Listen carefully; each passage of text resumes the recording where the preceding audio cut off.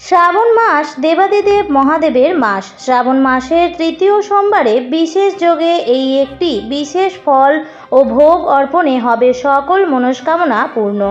নমস্কার বন্ধুরা, ভক্তিমূলক কথা চ্যানেলে জানাই আপনাদের সকলকে স্বাগত। বন্ধুরা, আশা করছি ঈশ্বরের আশীর্বাদে আপনারা প্রত্যেকেই ভালো আছেন এবং সুস্থই আছেন। চলছে শ্রাবণ মাস। আমরা প্রত্যেকেই জানি যে শ্রাবণ মাস হচ্ছে দেবাদিদেব মহাদেবের অত্যন্ত প্রিয় মাস। বছরের মাসগুলির মধ্যে শ্রাবণ মাস এবং সপ্তাহের দিনগুলির মধ্যে সোমবার দিনটি দেবাদিদেব মহাদেবের উদ্দেশ্যে নিবেদিত। তাই শ্রাবণের সোমবারের গুরুত্ব আরও বিশেষ। শ্রাবণ মাসের প্রত্যেক কটি দিনই অত্যন্ত গুরুত্বপূর্ণ। বন্ধুরা, যদি কোনো ভক্ত সারা বছর দেবাদিদেব মহাদেবের পূজা অর্চনা করে থাকে, তাহলে বাবার আশীর্বাদে সেই ভক্ত সকল আপদ বিপদ থেকে মুক্ত থাকেন। কিন্তু বন্ধুরা, যদি কোনো ভক্ত সারা বছর মহাদেবের পুজো নাও করতে পারেন, তাহলেও শুধুমাত্র শ্রাবণ মাসের সোমবারে মহাদেবের মাথায় জল ও বেলপাতা অর্পণ করলেই মহাদেব তাতেই সন্তুষ্ট হন। পুরাণ অনুযায়ী শ্রাবণ মাসেই দেবাদিদেব মহাদেব, মাতা পার্বতী এবং ভগবান গণেশ ভক্তদের কাছে আসেন। তাই শ্রাবণ মাসের সোমবারে ভক্তি ও নিষ্ঠা সহকারে দেবাদিদেব মহাদেবের নামে উপবাস রেখে পূজা অর্চনা যদি করা হয়, তাহলে বাবা সেই ভক্তদের মনস্কামনা অবশ্যই পূরণ করেন। তবে অনেক বন্ধুরাই জানেন না যে শ্রাবণ মাসের তৃতীয় ও বড় সোমবারে কোন বিশেষ ফল এবং কোন বিশেষ ভোগ অর্পণ করা উচিত, যাতে দেবাদিদেব মহাদেব অধিক প্রীত হন। আজকের পর্বে সেই বিষয়েই আলোচনা করব। তাই আমার সকল দর্শক বন্ধুদের অনুরোধ করব যে ভিডিওটি একদমই স্কিপ না করে শেষ পর্যন্ত দেখুন। দেখার পর যদি ভালো লাগে তাহলে অবশ্যই কিন্তু একটি লাইক করবেন এবং কমেন্টসে লিখবেন হর হর মহাদেব। এবং বন্ধুরা, অবশ্যই ভিডিওটি শেয়ার করবেন আপনাদের নিকট আত্মীয় স্বজন এবং বন্ধু বান্ধবদের সাথে। চলুন বন্ধুরা, আসা যাক মূল পর্বে। আমরা প্রত্যেকেই জানি যে দেবাদিদেব মহাদেবের পুজোয় খুব বেশি উপকরণ সামগ্রীর প্রয়োজন হয় না। বাবা খুব অল্পতেই সন্তুষ্ট হয়ে যান। শুধু মনের ভক্তিভাবটাই হচ্ছে আসল কথা। তবে বন্ধুরা, দেবাদিদেব মহাদেবের কিছু প্রিয় ফুল আছে, কিছু প্রিয় ফল আছে এবং কিছু প্রিয় ভোগও আছে। যে ভক্ত সেই সমস্ত সামগ্রী জোগাড় করে বাবার পুজো দেবেন, তার প্রতি মহাদেবের কৃপা অবশ্যই বেশি বর্ষিত হবে। আপনার মনের ভক্তিভাব কতটা, তার প্রকাশ হচ্ছে আপনি কিভাবে সমস্ত কিছু জোগাড় করছেন। হয়তো অনেকের সাধ্য অনেক, তবুও তারা কোনো রকমে পুজো দিয়ে দেন। কিন্তু দেখা গেল যে কারোর হয়তো সাধ্য সামর্থ্য খুবই কম, তবুও সে বাবার প্রিয় ফুল জোগাড় করার চেষ্টা করছেন, প্রিয় ফল জোগাড় করার চেষ্টা করছেন। আপনি কতটা চেষ্টা করছেন তার ওপরেই আপনার ভক্তির প্রকাশ। শিব পুরাণে শিব ঠাকুরের প্রিয় ফুলের কথা উল্লেখ রয়েছে, প্রিয় ফলের কথাও উল্লেখ রয়েছে। বিশেষ করে শ্রাবণ মাসের সোমবারে কোন শস্য অর্পণ করা হবে সেই কথাও উল্লেখ রয়েছে। শ্রাবণ মাসের তৃতীয় ও বড় সোমবারে দেবাদিদেব মহাদেবের প্রিয় ফুলের মধ্যে থেকে অবশ্যই একটি অর্পণ করবেন এবং যে ফলটি অর্পণ করবেন সেটি হচ্ছে বেল ফল। দেবাদিদেব মহাদেবের প্রিয় ফলের মধ্যে সবার উপরে যে ফলটি আসে সেটি হচ্ছে বেল ফল। আমরা প্রত্যেকেই জানি যে বেল পাতা ছাড়া শিব পুজো অসম্পূর্ণ। তা সে আপনি যত অল্প পুজোর সামগ্রী দিয়েই পুজো দিন না কেন, দেবাদিদেব মহাদেবের একটি বেল পাতাতেই সন্তুষ্ট। অনেকেই হয়তো জানেন না যে শিব ঠাকুরের বেলপাতা কেন এত প্রিয় এবং বেলপাতা ছাড়া কেন শিবের পূজা অসম্পূর্ণ। এর কারণ হচ্ছে বেল গাছে স্বয়ং মাতা পার্বতীর বাস এবং বেল গাছ সৃষ্টিও হয়েছে মাতা পার্বতী থেকে। পুরাণ বলছে একবার দেবী পার্বতী এবং তার সখীরা অর্থাৎ জয়া, বিজয়া ও জয়ন্তী প্রমোদ ভ্রমণে বের হওয়ার পরিকল্পনা করলেন। দেবী পার্বতী তার বাহন সিংহযোগে সখীদের নিয়ে গেলেন একটি পর্বতে। দীর্ঘ পথ পরিক্রমার ক্লান্তিতে দেবী মাতার কপালে দেখা দেয় একটি শ্বেতবিন্দু বা ঘাম। সেই শ্বেতবিন্দু মাটিতে পড়ার সাথে সাথেই তার থেকে একটি ছোট গাছের জন্ম হয়, যার ছিল 3টি পাতা। তখন সখীরা পার্বতীকে বললেন, হে দেবী, এই বৃক্ষ তোমারই অংশ, এর একটি নাম প্রদান করাও তোমারই কর্তব্য। দেবী পার্বতী তখন সেই গাছের নাম দিলেন বিল্ববৃক্ষ।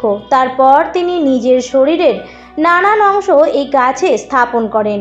যেমন গিরিজা রূপে রইলেন তিনি শিকড়ে, কাত্যায়নী নামে ফলে এবং দুর্গা রূপে রইলেন ফুলে। তিনি নিজেই জানালেন যে মহাদেবকে এই গাছের পাতা আর ফুল দিয়ে পুজো করলে তিনি সবচেয়ে বেশি তুষ্ট হবেন।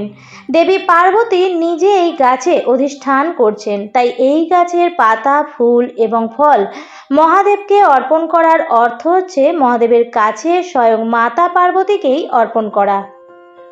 সেখান থেকেই বেল পাতার ব্যবহার শুরু হয় শিব পুজোয়। আবার সমুদ্র মন্থনের ঘটনাও ঘটেছিল এই শ্রাবণ মাসেই। পুরাণ অনুযায়ী সমুদ্র মন্থনের সময় যখন হলাহল নামক ভয়ঙ্কর বিষ উত্থিত হয়, তখন বিশ্ব ব্রহ্মাণ্ডকে রক্ষা করার জন্য মহাদেব সেই বিষ পান করেছিলেন। সেই গরল পান করার পর বিষের প্রভাবে তার কণ্ঠ নীল বর্ণ ধারণ করে। এই কারণেই শিবের আর এক নাম নীলকণ্ঠ। অন্যদিকে বিষের প্রভাবে গরম হয়ে উঠতে থাকে দেবাদিদেব মহাদেবের শরীর। তখন দেবতারা তার মাথায় গঙ্গার জল ঢালতে শুরু করেন। ঠিক সেই সময় তার শরীরকে ঠান্ডা রাখতেও বেলপাতাও দেওয়া হয়। পরবর্তীতে বৈজ্ঞানিক গবেষণায় দেখা গেছে যে বেলপাতা রেডিও প্রোটেক্টিভ অর্থাৎ তেজস্ক্রিয়তা থেকে বেশ কিছুটা বাঁচাতে পারে এই বেলপাতা। আর শ্রাবণ মাস হচ্ছে হরগৌরীর মাস। শুধুমাত্র শিব ঠাকুরের পূজা করলেই হবে না বন্ধুরা, তার সাথে সাথে মাতা পার্বতীরও পুজো করতে হবে এই শ্রাবণ মাসে। শ্রাবণ মাসে মনে করা হয় ভক্ত এবং ভগবানের মাঝে দূরত্ব কমে যায়। ভগবান গণেশ ও মাতা পার্বতী এবং দেবাদিদেব মহাদেব কৈলাস পর্বত ছেড়ে এই সময় মত্তধামে বিচরণ করেন এবং ভক্তদের সকল মনস্কামনাও পূর্ণ করেন। তাই শ্রাবণ মাসের তৃতীয় সোমবারে শিবলিঙ্গে অবশ্যই অর্পণ করবেন একটি বেল ফল। যদি সম্ভব হয় তাহলে একটি বেল ফুলও অর্পণ করবেন, কিন্তু এই বেল ফুল বাজারে কিনতে পাওয়া যায় না। বেল ফুল দুর্লভ, এই ফুল জোগাড় করা একটু হলেও কষ্টসাধ্য। কিন্তু আপনি যদি এই বেল ফুল শ্রাবণ মাসে জোগাড় করতে পারেন এবং তৃতীয় সোমবারে শিবলিঙ্গে অর্পণ করতে পারেন, তাহলে আপনার কাঙ্ক্ষিত ফল অবশ্যই আপনি পাবেন। তাছাড়াও দেবাদিদেব মহাদেবের কিছু প্রিয় ফুল আছে, তার মধ্যে সবার প্রথমেই আছে শ্বেত আকন্দ ফুল, ধুতুরা ফুল, নীল রঙের অপরাজিতা ফুল এবং হলুদ কলকে ফুল। আপনারা যদি শ্রাবণ মাসে বেল ফুল জোগাড় করতে না পারেন, তাহলে এই ফুলগুলির মধ্যে থেকে একটি ফুল হলেও শিবলিঙ্গে অবশ্যই অর্পণ করবেন। এবার আসবো ভোগের প্রসঙ্গে। শিব ঠাকুরের প্রিয় ভোগ হচ্ছে যে কোনো সাদা রঙের মিষ্টি জাতীয় জিনিস। আপনারা সাদা বাতাসা, মিছরি ভোগ হিসেবে অর্পণ করতে পারেন। তবে অনেকেই জানেন না যে পঞ্চামৃত দেবাদিদেব মহাদেবের প্রিয় ভোগ। পঞ্চামৃত বানাতে লাগবে 5টি মাত্র জিনিস: দুধ, দই, ঘি, মধু এবং শর্করা। যে পরিমাণ দুধ তার অর্ধেক পরিমাণ দই, যে পরিমাণ দই তার অর্ধেক পরিমাণ ঘি এবং যে পরিমাণ ঘি তার অর্ধেক পরিমাণ চিনি, আর যে পরিমাণ চিনি তার অর্ধেক পরিমাণ মধু দিয়ে তৈরি হয় পঞ্চামৃত। এই পঞ্চামৃত ভালো করে মিশিয়ে তার ওপর সিদ্ধি পাতা এবং কালো তিল মিশিয়ে শিবলিঙ্গ আপনারা অভিষেক করতে পারেন এবং পরবর্তীকালে সেটি আপনারা প্রসাদ হিসেবেও গ্রহণ করতে পারেন।